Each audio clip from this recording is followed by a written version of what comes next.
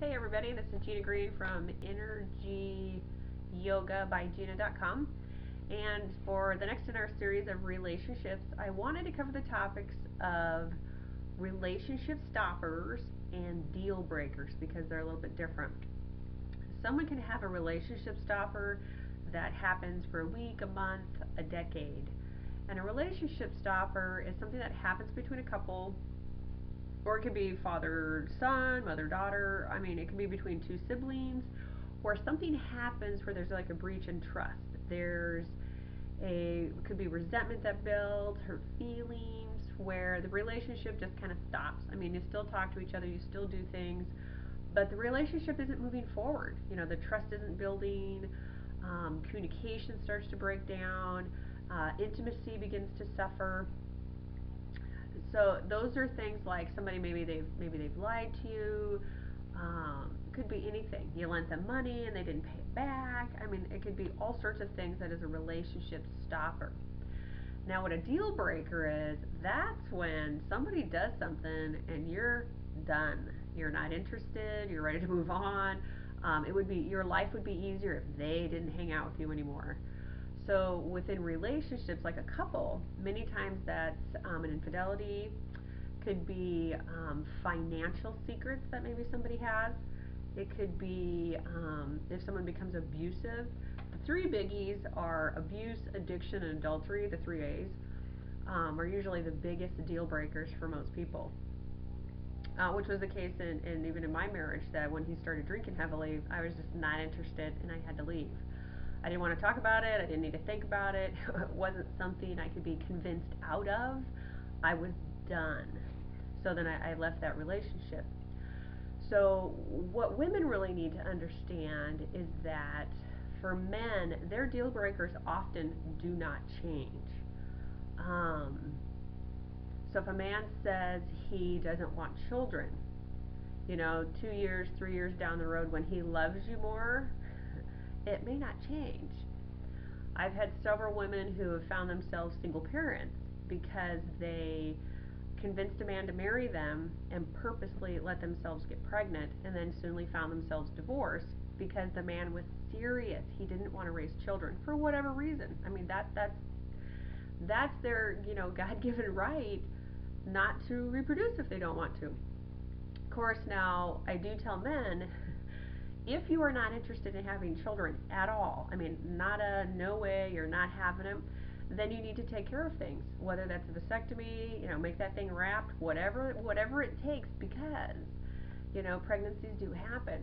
So if you know deep in your heart you don't want kids, that's your responsibility. A woman cannot spill her fertility all over another person, but that's a whole other topic. And a deal breaker can be things where the relationship's done. It's probably not salvageable. For women, though, many times they don't always take their deal breakers seriously, so they'll let things slide. They think that they'll go, oh, I can handle it. I can deal with this. It won't be that bad. Well, it probably will be that bad, and you probably won't be able to deal with it. So couples need to be very, very clear from the get-go. Even I think it's even very important, even before the first date, to tell somebody what your deal breakers are. For some people, it's smoking. For some people, it's drinking. For some people, it's infidelity. For some people, it's the way a person manages their finances. It could be if you're disrespectful or hostile to a family member or a pet. Um, those could be deal breakers. You really need to be brave. I mean, you got to be brave and just put it out there that, these are things I can't deal with. These are not things that are going to happen. And you can have deal breakers even between your children and an adult. So at one time my daughter was like, hey mom, I got this great job, blah, blah, blah, and she was going to be a bartender. Okay, well if she was 21, because in the state of Nebraska, you got to be 21 to drink. And I was like, if you're 21, I wouldn't say anything. I was like, no, you're like 17. No, you're not going to be a bartender, waitress, that kind of stuff, working from 10 o'clock at night until 2 a.m. No, it's not happening. That was a deal breaker for me. And I told her, if you're going to do that, you've got my permission to go do that, but if you do, you need to move out. I'm not interested. I don't have to talk about it. I don't have to think about it. You can move out. I'm selling the house and I'm moving out of state. I got other things to do. When you move out, my job as a parent's done because that's a deal breaker for me. I was not interested. That would keep me awake at night. That's just how I am. If she had that job, mom would not sleep. So, we had to work that out. And I told her it's her choice. But I let her know what's going to happen for which choice she had. And that's not going to change for me. When she gets 21, you know what? If she wants to do that, that's fine. I don't care. That's her choice. And so we have to be very, very clear with ourselves and with other people in our lives. What are the relationship stoppers for us? If somebody lies to you, is that relationship over? Or, are you open to finding out why they did? I mean, there are some people who are perpetual liars, and that's just how they are. I mean, maybe it's a character flaw, whatever. Maybe they're afraid of getting in trouble or being responsible. Who knows? Maybe if somebody steals something from you, could be anything. If you lent somebody your car, and they wrecked it, is that a deal breaker? Is that a relationship stopper? What are these things? So, like, I had a friend who was going to sell me their car. I was like, yeah, I really want your car. Yeah, it's great. Blah blah blah. Well, it's a used car, and I said, hey, you know what? If we drive down the street tomorrow and the engine falls out, it's not going to affect our relationship. We're going into this knowing it's a used car. But for many people, that would be a relationship stopper. And so you really have to be brave, like I said, be brave and put it out there before you get too involved with people. Find out, hey, what are your relationship stoppers? What are your deal breakers? If I call you 5, 6, 7, 8, 9 times a day and text you 4,800 times a day, is that a relationship stopper? Some people love, lots of, contact and content, and some people really don't. So that's what this video is about. Very good topic for even first dates. I know people will say that's just not dating stuff. That's not something you talk about until you're more involved with somebody. I disagree. I think one of the bigger problems right now is people are not being authentic. They are not being upfront. They are not being brave and saying, hey, this is what I want to do with my life. These are the things I want to accomplish. These are the things I don't want to accomplish. And just put it out there. Because why get all involved with somebody only to find out later you both have deal breakers? You both have relationship stoppers. Things that the other person does that you're just not interested in. Why go through that? So a lot of times I actually suggest for people it's not really about dating or having a date. It's about sorting. It's about finding that other person who either wants to build a life with you. Maybe it's a short-term relationship just for fun or for travel. It's whatever the two of you decide it is and make it to be. That's what I want people to really focus on in their relationships. And then you can be authentic. Why would you want to date somebody who doesn't want to give you what you want? You really have to have a conversation of what do you want. So 3 things. What do you want out of a relationship long term? What's the big picture? Not the for now picture, the big picture. Do you want to be married? Do you want to travel? Do you want to acquire companies? What's your big long term picture? And then number 2, this is the one that makes everybody nervous. What do you bring to the table? What do you bring to the table?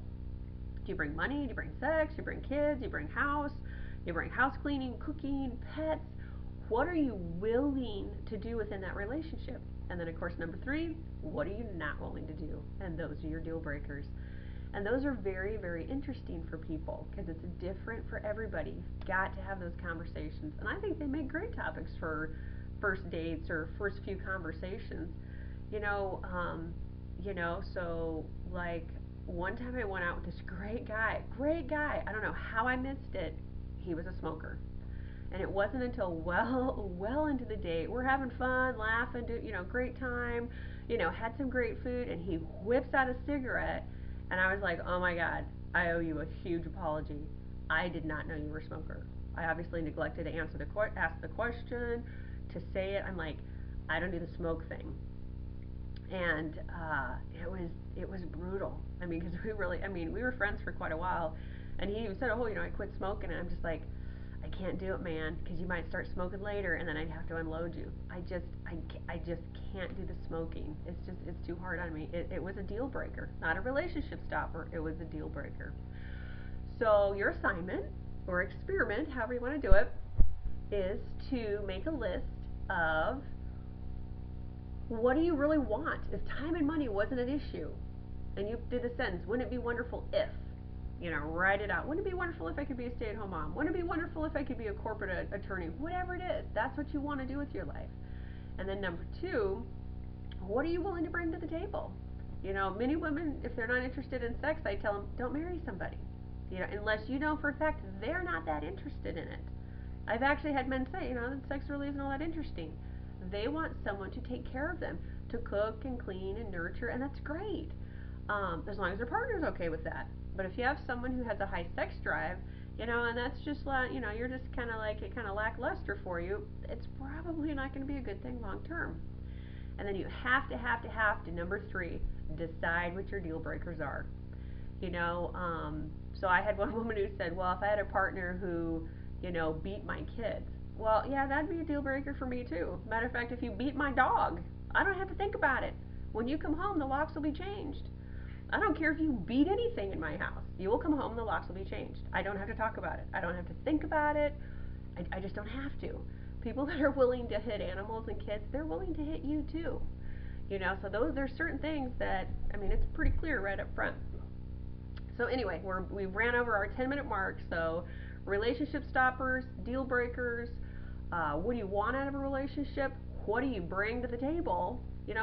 Maybe you bring a ton of stuff to the table and the other person doesn't. Maybe you're not willing to bring a lot of stuff to the table. And of course, what are your deal breakers? You will find life will be so much easier if you do those three things before you get involved with other people. And those three topics work in couple relationships, parent-sibling relationships, like parents and their kids, and then siblings even with each other. There's certain things like my sister and I, we're just not willing to do for the other person. We're not willing to do that. So enjoy, and you can leave your comments below.